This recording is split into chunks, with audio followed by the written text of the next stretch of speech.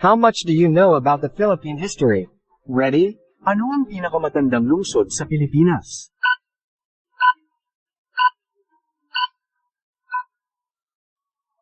Sagot, Cebu City. Sino ang nagtatag at supremo ng Katipunan?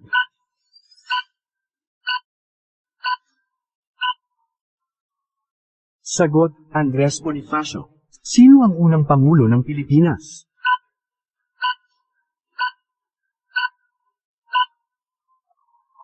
Sagot, Emilio Aguinaldo.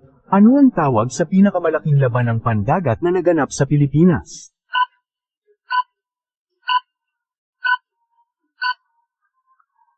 Sagot, labanan sa Golfo ng Leyte.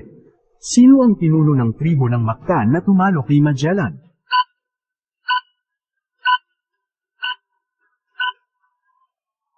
Sagot, Lapu-Lapu.